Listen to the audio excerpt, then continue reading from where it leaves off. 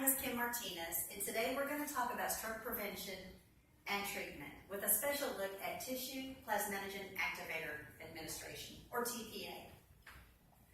We have some objectives we're going to achieve today. We're going to discuss the prevalence of stroke, and I think if you hear these numbers, you will understand how absolutely important it is to know this information. I think you're going to be a little bit surprised. We're also going to be talking about the risk factors, both modifiable and non-modifiable. And I want you to be able to identify at least 3 modifiable risk factors in ischemic stroke. We're going to talk about the gold standard in ischemic stroke treatment, and how does tPA impact stroke recovery. And finally, we're going to discuss the contraindications for tPA. And I think this is super important because it is a high-risk drug. This course is designed for newly graduated bachelor's prepared registered nurses that we have hired into our internship program here at our inpatient rehab hospital. And welcome to our classroom. So I'd like for you to understand why I selected these objectives. I have very specific thoughts in mind. Objective 1 and 2 is understanding how stroke impacts our community, not only physically, medically, but financially. And if we can identify risk factors that are modifiable, we can educate our patients and the community, maybe we can make a difference in that prevalence. I think objective 3 is important because we have to know how we're going to treat these patients so we can teach them what's going to happen and what the expected outcome is. Objective 4 is for me. I like visual stuff. And I want you to see how tPA works. The process, it's a very simple video clip. And objective 5, we're going to do some case studies. It's going to help you decide who is and who isn't appropriate for tPA. And I think that's super important because I want you to know that your history and physical and your assessment of your patient is key on whether or not these patients receive it. Okay? So the way we're going to evaluate the day and make sure we meet these objectives is we're going to have some discussion, like I said, on ischemic stroke and how it impacts our community. And then we're going to do an activity where you decide if the risk factor is modifiable or not. It's up to you. You've got to decide. And then we're going to talk more about the gold standard in stroke treatment and exactly how tPA works. I want you to know how it works. Again, the 4th objective is all about me because I like videos. And the 5th one is I want you to do the case studies so you can use your critical thinking and reasoning on deciding who should and should not receive tPA. So let's get into the meat of this. Let's look at the numbers. 140,000, 1 in 20, 795,000, and 87%, and 34 billion.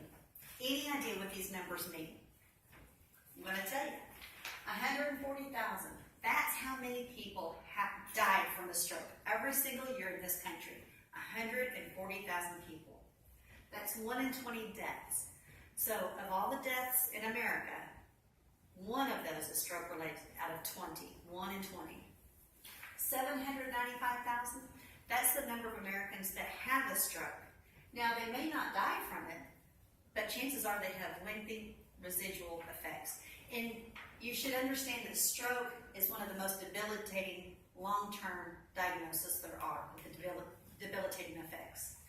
87%, that's the percentage of strokes that are ischemic. It's caused by some sort of blockage, some blood flow blockage. And 34 billion is how much it costs us to take care of it. So who gets these strokes? Just anybody? Anyone at greater risk? Yeah. African Americans have twice the risk of Caucasians of having a first-time stroke. They're at higher risk. In Hispanic culture, the prevalence has increased throughout the last couple of years. So their risk has increased over the last 5 or 10 years. Does age matter? Well, sure it does. If you are over 65, your risk of stroke goes up significantly. But hang on. You youngsters are not out of the woods because 34% of Americans that are under 35 have been hospitalized for stroke. Okay? So today, when you think about that, just let those numbers settle in on for you a minute and look around and calculate which one of us in this room is going to have a stroke this year. Okay, let's not do that, but let's talk about ischemic stroke, okay? So we talked about the risk factors that people don't have control over, their age, their ethnicity, Those are things that they don't have control over. But there are things that patients do have control over. The modifiable risk factors. There's physical inactivity, smoking, obesity, diabetes, hypertension. These are things that we and our patients have control over. And if we can get our patients to buy in and understand how to modify them, then we have lived it, right? We can really impact the prevalence of stroke. There's some other risk factors that I don't have listed up there, such as alcohol and illicit drug use. Okay, so let's say that our patient, despite their best efforts, still has a stroke. Now what? So if a patient presents to our emergency room with ischemic stroke symptoms, the gold standard is tPA. That's what they're supposed to receive. So can we just give it to anybody, anytime we want to? No. There's the guideline, and the guideline tells us that we only have 3 hours from last known normal, or when the symptoms started occurring, the last known normal. We only have 3 hours to get the tPA in them. There's a few cases that is, a case by case selected by the physicians. They may have up to 4 hours. That means the stroke symptoms have to be observed. So we can't just stumble on someone, and we have to definitely know when they started. Otherwise, they don't meet criteria for tPA. There's another phrase that you need to know, door to needle. That's the time frame from the time they get to the door to the time we administer the drug. We only have 60 minutes. So we know that before they can receive tPA, there's studies and assessments and other exams that have to occur. But we've only got 60 minutes. And the studies show that if we can get the tPA in within 60 minutes of arriving, then we could significantly decrease the risk of death, the risk of residual effects, and often we can completely turn around their strokes-like symptoms. Okay. So how does it work? I know you all heard it as a clot buster, but let me show you just a really simplified video on how this works.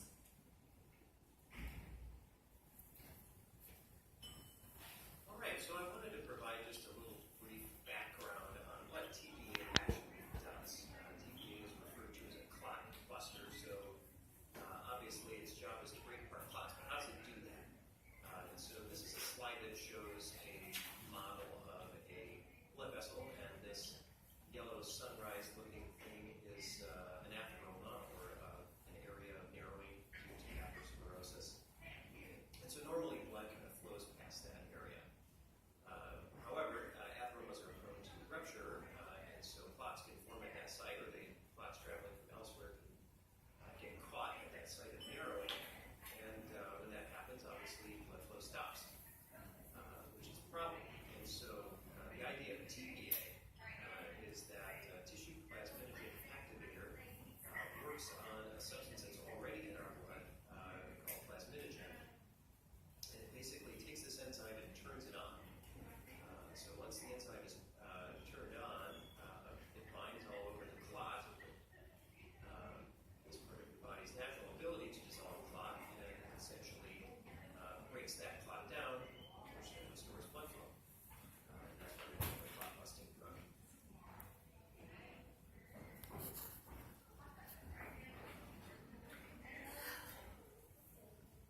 We are having technical difficulties, but let's keep pushing through, okay? So,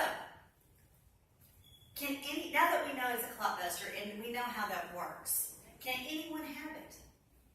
If you've had intracranial hemorrhage, intraspinal or intracranial surgery, subarachnoid hemorrhage, head trauma, uncontrolled hypertension, those are disqualifiers. You cannot have tPA. And remember what its job is to increase blood flow, is to get the blood flow into the brain. So if your patient is already at risk of bleeding or has had a blood issue in the brain, we cannot give them tPA, which is why our assessment is so critical. So, are you guys ready to get started?